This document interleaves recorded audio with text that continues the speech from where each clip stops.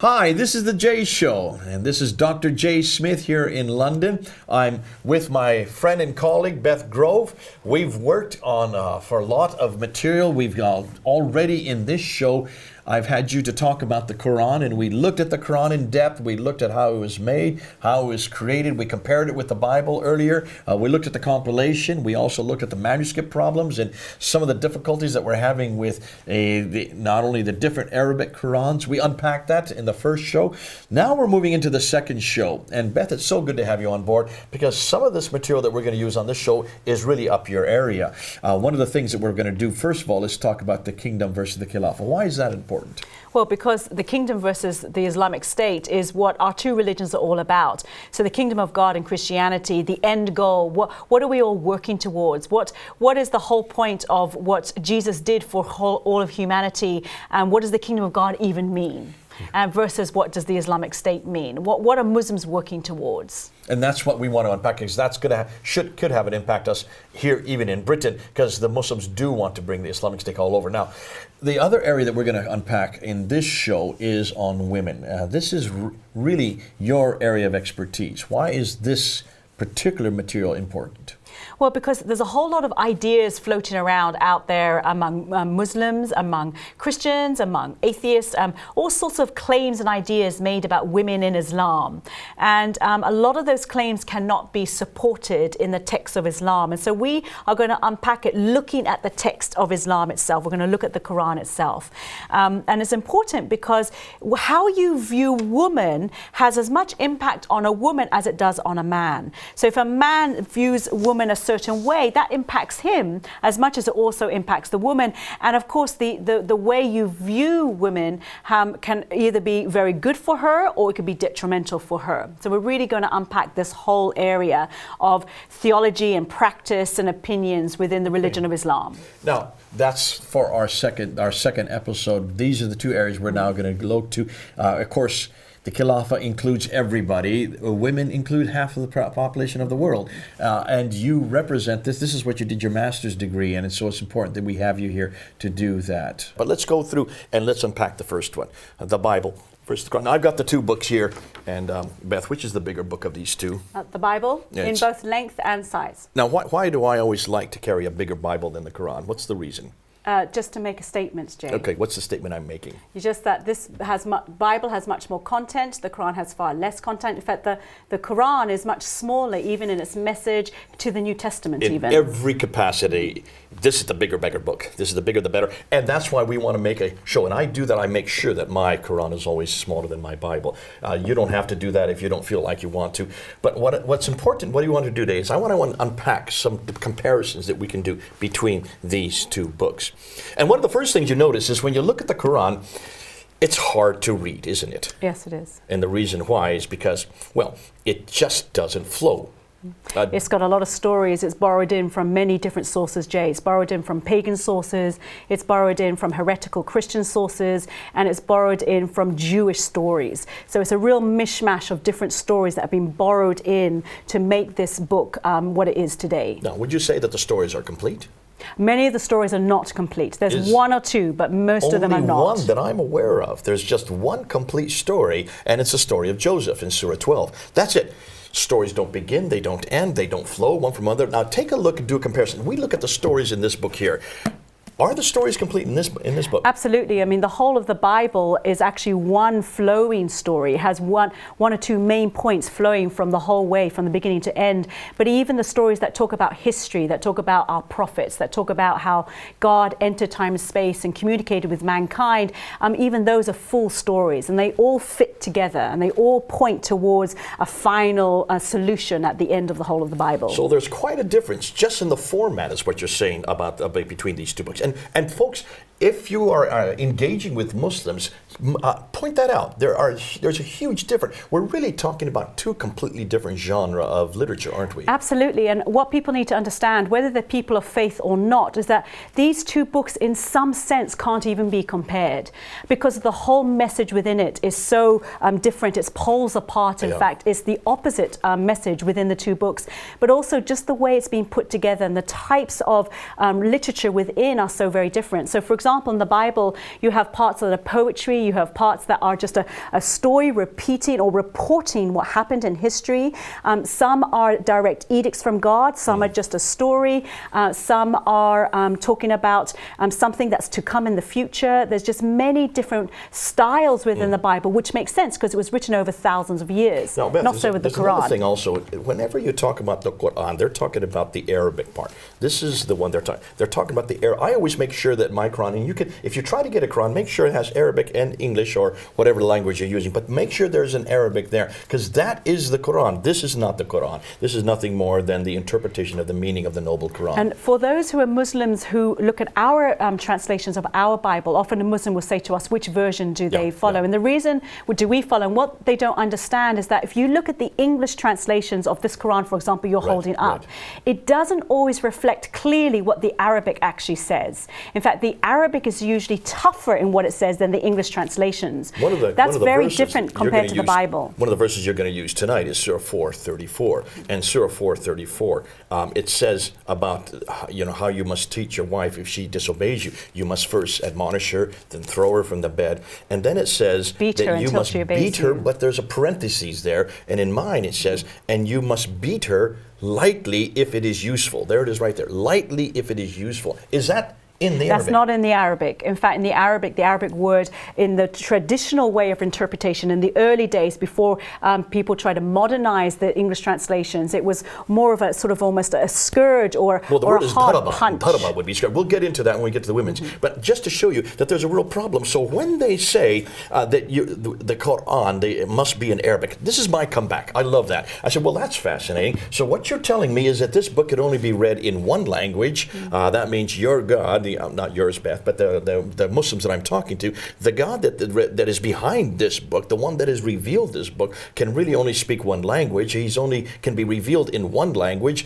which means it's really only for the Arab people who could speak Arabic. Whereas my revelation, this one here, though it was first written in Hebrew and the New Testament in Greek, it has been translated in over 2,500 languages. 93% of the world's population can now read the Bible in their own mother tongue. What does that say about the God behind this book in comparison to the God behind that book? The God of the Bible is for all people. And the translators of the Bible from the Hebrew and the Greek, they go back to the earliest manuscripts that we have, and they go as close to the manuscript as they can in their translations, which is not the case for the Quran. The Quran in the English translations and other languages, they often will have an interpreter's idea put onto it, but that's not the case with the Bible. So what we see here is that when you take a look at this, there's quite a difference between these two books. We're already showing differences. And one, even with Islamic theology, not just from the Quran, but when you look at Islamic theology, for example, you look at the 5 pillars of Islam, the actual terms that they use are Arabic terms. Everything is Arabic. You have to pray in Arabic before you can do personal dua. You have to talk about the pillars with the Arabic terms. So everything is Arabic. Okay, now let's go back at how these books were put together. Now, this book was put together over a period of years, that's true, but it was not put together with an overarching control. There was no king, there was no committee, there was no group that actually said, we're going to put that book and we're going to get, and there was not really any controlling agent that compiled both the Old and the New Testament. But let's just look at the New Testament and rather than get into the Old Testament part of it. When you do the New Testament with the Quran, there's a huge difference on how it was compiled. This book was compiled really by many people, many different churches, but it was canonized. That means it was agreed upon, unanimously agreed upon, really for a number of areas, what we call the areas of canonicity. One of the first rules is that it had to be written by either an apostle or somebody who had apostolic authority, and it had to be written by someone who was living at that time and close to where the events took place. Secondly, it had to be also, there could not be any contradictions between one book and the other. So if you have one book that contradicted all the other 28 books, that book got thrown out. Thirdly, it had to be agreed upon by the entire church at that time. Fourthly, it could not have any error. It could not have any ridiculous errors, so things that just did not make sense. Some of these trivialities that you'll see in many of the early Gnostic writings that were attributed, like the Gospel of Thomas, these heretical writings, these sectarian writings. Now, when you look at the Quran, how was the Quran compiled? And you've got a paper there. If you just hold that up, that's really the best reference we have as how the Quran was compiled. It was compiled by, according to Zayd ibn Thabit. Now, Zayd ibn Thabit was the secretary of Muhammad. That's hadith that comes from Al-Bukhari. It's volume 6, hadith number 509 and 510. I don't want you to read the whole thing, but just hold it up to the camera so they can see it. This is the, and this is what I would encourage everybody to. Maybe that camera over there. This is the hadith that people need to look to. Oh. All right, well, this camera over here now, that's your camera. And here you can see the English translation. There you can see the Arabic. And it says there in volume 6, starting with 509, that there were a number of people that died at the Battle of Yamama. This is in 630 to 632. And as a result, these people had memorized the Quran. Now, here's the first question I have to ask you, Beth. So why is that important that people who had memorized it, why is that important if they're dying? So what? Well, because if they're the only ones who knew that particular verse, according to Islamic tradition, then if they died, then verses of the Quran were going to be lost. Oh, hold on a minute. Wasn't it written down? Not according to Islamic tradition. The idea was that they were going to war, they were dying in battle. Some of them had only memorized it in their minds. It hadn't been written down everywhere, and so they were concerned that they were going to lose the Quran. Now, here's where you can really hammer Muslims on, because stop it, and you can just unpack this, what we've just said there. Can you see, Beth, and those who are watching, if it had not been written down, remember, this is the greatest revelation in the history of mankind. This is the final revelation that's so supposed to supersede everything that's come before. If it had not been written down, then what the point was Zayd ibn Thabit? This is Zayd ibn Thabit, who is a secretary. What do secretaries do? They're supposed to, their secretaries write down the notes of their boss or the person they're working for. Zayd ibn Thabit did not have the capacity or the time or the energy or the wherewithal to write this down. The fact that it hadn't been written down is the first big problem, because this is not something that's done in this obscure place by one individual who's all alone, who had no control, who had no means of writing, like many of the writers of the New Testament. They were not people in authority. Muhammad was in authority, was he not? They certainly, as soon when Muhammad died, according to Islamic tradition, and people will notice that we're going to say according to Islamic tradition all the time, because history, of course, tells us a different story. But according to Islamic tradition, we see that that Muhammad died in 632, and then within a decade, they had conquered big cosmopolitan cities. So they had the money, they had the power, they had the authority to certainly have had a Quran at that time. Basra, Baghdad, Damascus, Jerusalem, and Cairo were all under their auspices. Alexandria, remember Alexandria, where there had been an entire library that had been destroyed in the 5th century.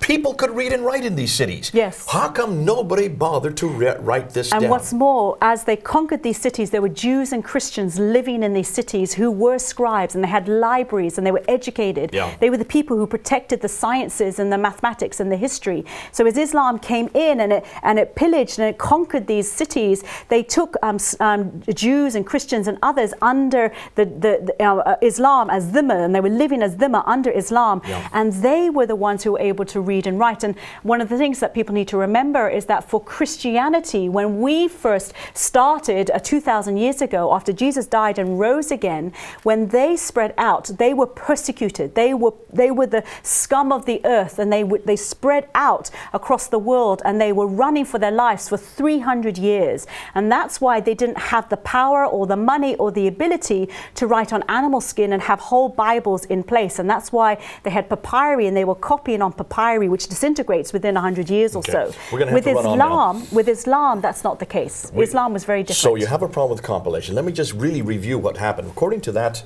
piece of paper there, that compilation that then Zayd ibn Thabit was to write and put together, because these people had died in Yamama, that was given to Hafsa, one of the wives of Muhammad. She put it under her bed. It stayed there for about 20 years. Now we jump to the bottom part, and we get to the second page, and we get to this part, the second page, 510. And now we're 20 years later, and it says that Uthman, the third caliph, he then takes and has that copy that was given, that Zayd ibn Thabit gave to Hafsa, put it under her bed.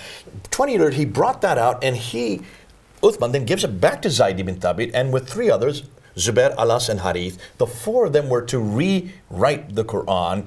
See, here's a problem right there. Why would you rewrite something if it was perfect? Why didn't they just copy it? Yeah, you don't need to rewrite something that's perfect, Obviously, which raises questions in the mind of the historian.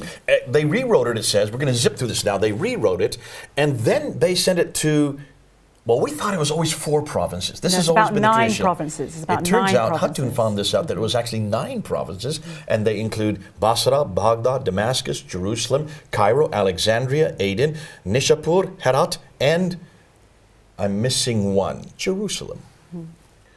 Was it Jerusalem? Yes, Jerusalem was Isn't one. that fascinating? So you have now 9 provinces. We've always, in my 33 years, have always said, we need to find 4. Actually, they sent it to 9 provinces, which means those 9 manuscripts should be in existence. Yeah. And they had the manpower and the power and the money to be able to write on animal skin, which means it's preserved for a long time. We should, from around 650, 652, be able to have full Quranic manuscripts. Well, they claim that they do, and there's two men, Dr. Tayyar Altakulic and Dr. Ekmeldin Insanur. These are 2 Turkish scholars. They are in Turkey. They control the Topkapi manuscript. Muslim Turkish scholars. These are Muslim Turkish scholars, and they're the ones who are probably the best Muslim scholars in the world today. They wanted to find out where these manuscripts were. On this manuscript. Best Muslim scholars on this manuscript. On the Quranic manuscript, any Quranic manuscript. And they wanted to find out where these manuscripts are, because there should be 9. They knew that there were 6 of them, and so they were given access to 6 manuscripts. Let me just show you the 6 manuscripts they were given access to. This is one of them, and it's too bad we don't have it, but you've all seen this before. We've done it before in our the last time. We've shown this before. This is called the Topkapi manuscript. You can hold that up. The Topkapi manuscript is in Topkapi in Turkey. In Turkey, it's in the Topkapi Museum there in Istanbul.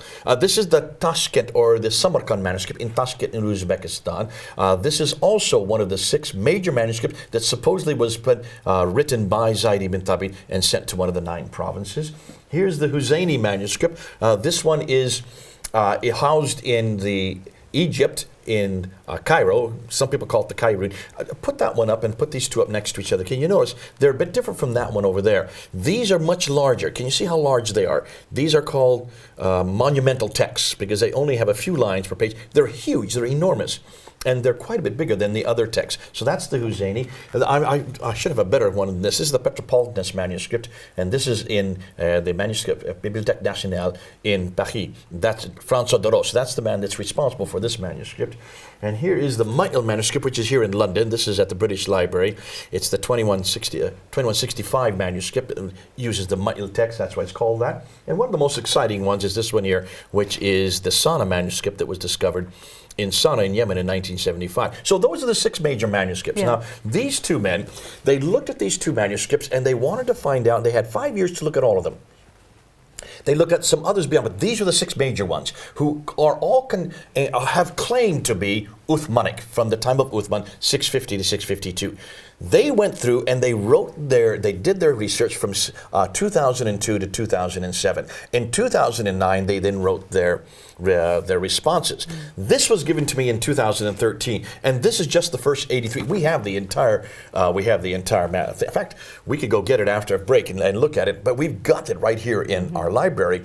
And the first 83 pages is the introduction that gives all their findings, and this is what they found. Let me get those back again. The Topkapi, maybe you just hold them up as I mentioned. The Topkapi manuscript, this one is from the mid-8th century. It's dated to 749. It only is up, it still are readable, 78% of the Quran. It has over 2,270 manuscript variants. That means variants that are different from that book and the Quran that we have today. This is known as the Hafs Quran. I'll get back to that, what I mean by Hafs. That one has 2,270 manuscript variants. Now let's look at the Samarkand, which is the next one below it. The Samarkand one is in Tashkent. That one only goes up to Surah 43. There's 114 surahs in the Quran. That one is full of so many manuscript variants that, in fact, both Altakulic and Insanur said it's an embarrassment because so much of the grammar, the Arabic grammar, is hopeless. It's written by many different hands, and the people that wrote it did not know Arabic very well. Let's put up the next one here, which is the one below that. That's the Husayni. The Husayni is actually a monumental text. They're now dating this to around the 9th century. And it is many missing manuscript variants. Let's look at the Ma'il one next. The Ma'il one is one right here in the British Library. That only goes up to Surah 43, much like the Samarkand. A lot of manuscript variants. We aren't even going to get into that one because that one is about early to mid-8th century. Mm-hmm. And then we go to this Petropolitan manuscript. There are many different manuscripts from the Petropolitan. The largest piece of manuscript that we have for that one there is only 26% of the Quran. a quarter of the Quran exists. It is from the early 8th century. And then this last one, the Sana manuscript, is probably the most exciting because it is the best of the manuscripts. It is not the most complete. The top copy is the one most complete, but it's the earliest. Yeah. And if you look at here, this page on this side is dated to 705, but this page on this side is dated to about 60 or 70 years later. So there's quite a difference between those two pages, and I've got the palimpsest here in blue. When you look at it carefully, you'll see that there's a script under it. And the difference between the two scripts, they've now been able to separate it using ultraviolet light. When you look at the upper and the lower script, there's about 10 to 20 years between that, and they don't agree, proving that there's a real problem here. So those are the 6 major manuscripts. Now what they're saying is none of these are Uthmanic. Look at the dates. 8th and 9th century. Very late. Very late. Muhammad died 632.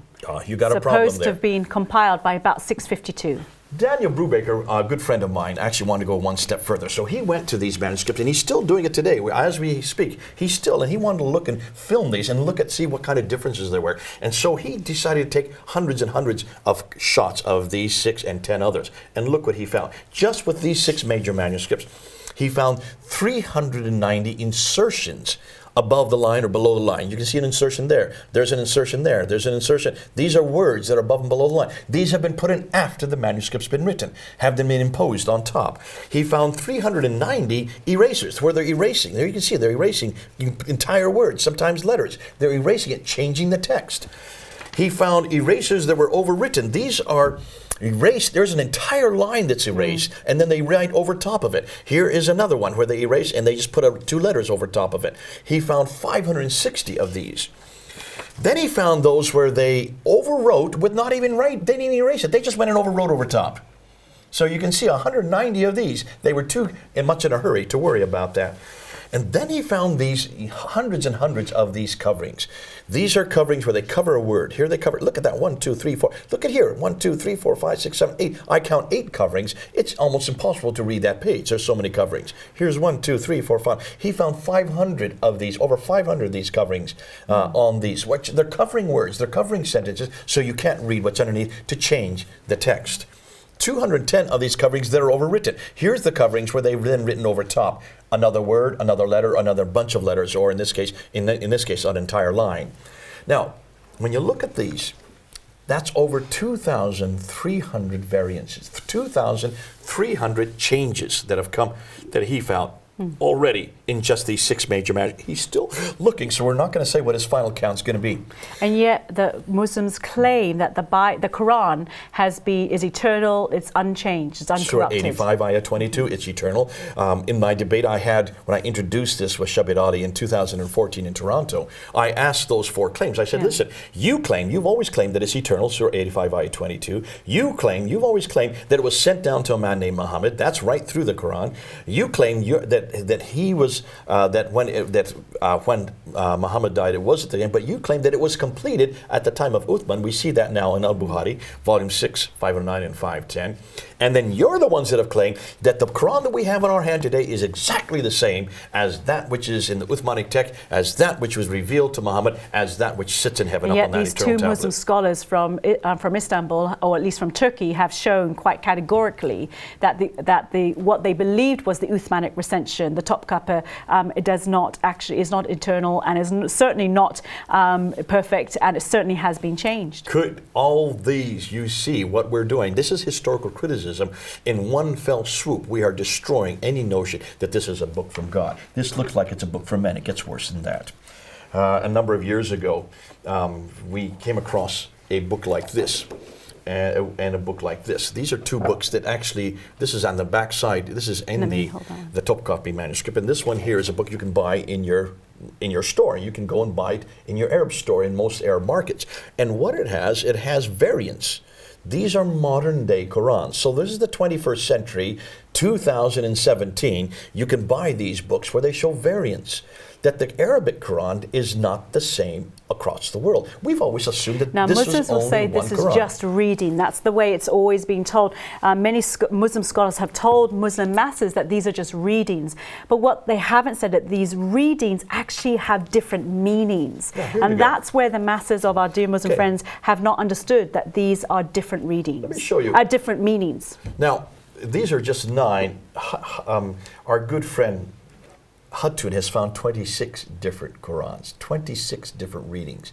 And we'll be doing that at another time, unpacking those. But let me just give you an example. Here's the Hafs version of Surah 2, Ayah 140, and the Warsh. This is now the one that we have here on our table. The Warsh is used in North Africa. And it says, or do you, plural, say that Abraham and Ishmael? And then the Warsh says, or do they say? Now that's going to change a minute. Who is saying here? You, do you mean God, or they mean people? So is this man or God who's speaking here? It's quite different, that is. Here's Surah 2, Ayah 219, the Hafs version, and here's Al-Duri, another one of the 26. In the Hafs version, it says, they asked you about the wine, gambling, saying, in them is a big sin. And by the time you get to Al-Duri, it says, in them is a lot of sin. Now that's going to have theological implications. Is it one big sin that is going to damn you, or is it lots of sin? Yeah. I'd like to know. Yeah. As a sinner, we're all sinners, we like to know that. Now here's one where they have corrected the grammar. Surah 2, Ayah 48. And fear of the day when no soul will not avail another, nor will an intercession be accepted. Here's masculine, but the intercession is feminine. So obviously the Hafs is incorrect. How can you have a feminine bound being alleviated with a masculine verb? Well, it's been corrected in the Ru version in Surah 2, Ayah 48. There it's been corrected, both feminine, which is what it should have been in the Hafs. So even the Hafs is incorrect grammatically. And that's where later a scholar realized that and changed it. Here it says, in the Hafs version, in Surah 2, Ayah 271, and he will expiate from you some of your sins. In the Al-Susi version, another one of the 26 that comes later, and he it is better for you, and we will expiate. Now, who is going to expiate it? Who is he and who is we? Well, we is obviously the plurality of the Godhead, which is in and of itself a problem. And here's another problem case. for Muslims. It's not a problem for Christians. Not a problem for us. The Hafs version of Surah 3, Ayah 146, and many a prophet fought alongside large bands. Al-Bazi says, and many a prophet was killed. Now, if I'm a prophet, I'd like to know if I'm going to be killed or just fight. That's quite a big difference. So these are different, aren't they, Beth? Yeah. And you can see that, I hope those of you who are watching can see that these change the meaning of the text immediately. We have so many of them. In fact, Hutun has found 45,000 now of these changes between the 20. She's only looked at 23 so far. With a team of them that have been working on this. She has been. There's also, we have an Arab worker here who I'm not permitted to name, has also been, in fact, has helped start her. She and her husband actually helped Hati get this out on the road. There's also a group in Australia that's working on it. We have another Englishman that's helping us here. I'm not permitted to give their names because they do not want it to be on public. But this is something that, can you see, destroys this notion that it's eternal, that it's complete, that it was sent out, and that it's never been changed. Even today, there are thousands and thousands of changes. This is not translation. These are the Arabic text. Yes, yeah. That's why we're bringing this up, and that's why it's significant. Now, so people have come up with this folio that was found in Birmingham, and this has just come up late in fact, a year and a half ago now. And they say, what about that Birmingham Folio? That's the oldest Quran. It's dated from 568 to 645. 568 would be 2 years before Muhammad was born, because he was born in 570. And 645, and what do I mean by those?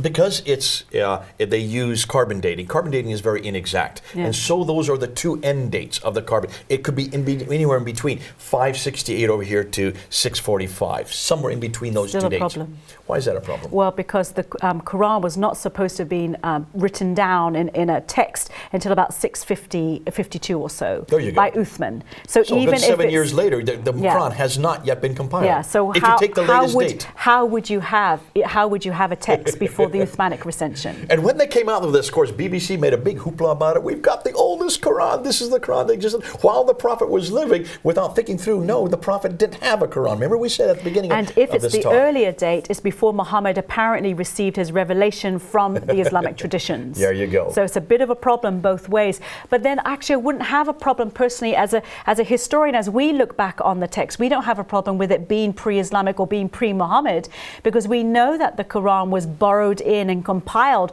from many pre-Islamic texts. So I personally don't have a problem if it was in the 500s, because we know lots of the text that is in the Quran is actually from the 2nd, 3rd, 4th, 5th centuries. Well, it gets worse than that, Beth. It's not just the Oxford lab that have been doing testing on it, that have been doing carbon dating. You have a lab in Tübingen, also in Zurich. You have a lab in Arizona. One of the best labs is Arizona and Lyon in France. So you have Zurich. You also have Tübingen, which is in Germany. You have Arizona in America, and you have Lyon. They're also doing carbon testing on the Sana manuscript, which is the earliest of all the manuscripts. Man, we went through them. It's the 705 manuscript, and guess what they have found? Well, here they have found that there are parts of that manuscript in Arizona. They have dated it back from 543 to 643. Ooh, Muhammad was born in 570. Then you have others that Arizona and Lyon has some manuscript that are dated from 443 to 599. Yeah, very early. That's over a century before Muhammad, which suggests that those parts of the Quran are over 100 years earlier than both Muhammad and the Quran, because Muhammad didn't start didn't have the Quran revealed to him until 610. According to tradition. According to tradition. Yeah. He certainly wasn't writing the Quran when he was a baby or an infant, not like Jesus. He didn't have those abilities that Isa had. So what are these? Well, I would suggest these are the apocryphal writings. Yes. These are the apocryphal account that we see all the way through the Quran. Surah 5, we've said this many times, Surah 5, ayah 31 and 32, Jonathan ben Uzziah, it's a story of Cain and Abel and the raven. Surah 51, Surah 21, ayah 51 to 71, the story of Abraham in the Kaaba. That's the Mishnah of Rabbah. You have the account of Solomon and Sheba in Surah 29, verses 17 to 44. That's the story that comes out of second Targum of Esther. What are these Targums? What are these Mishnahs? These are apocryphal Jewish writings that would have been available to the Arabs. They would have had access to these stories. That's why they do not parallel the biblical account, because these were folk traditions. We also know it's not from the Bible, because the Bible wasn't translated into Arabic until much later, until about the end of the 8th century. So we know that the Arabs didn't have the actual Bible in hand to know what it actually said. So it was only these apocryphal literature that they had to hand. So we got to wrap this all up, and you can see what we've done. In just a half an hour, we've pretty much destroyed any notion that the Quran is from God. It looks like it's from men. Yes. It looks like it's compiled over a period of possibly 100 to 200 years, because what I did tell you is that all these variants that Dr. Dan Brubaker has found continue up into the 9th and even the 10th century. Yes. As late as the 10th century, they're still changing, manipulating, we know it took adding, a few hundred years deleting. For the Quran to be put together. And then, as we see with these variants, they still haven't come to a complete Quran, because these ones, and there's 26 of them now that we have, they disagree with this one. So when was this Quran put together? When 1924 was it? in 1924. Cairo. The Cairene text. 93 years ago, this Quran was finally compiled. Oh, I love it.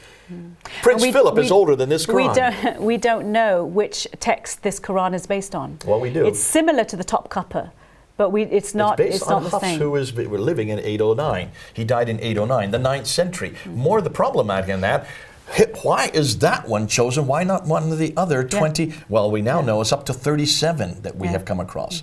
We only have 26 of them. We know of 37 different Qurans written by different scholars, by different authorities with their disciples, even disagreeing with them. And they all disagree with this book. Yeah. Oh, what a book. Well, I'm glad we don't have that problem with the Bible. Bye. This is Jay, over and out.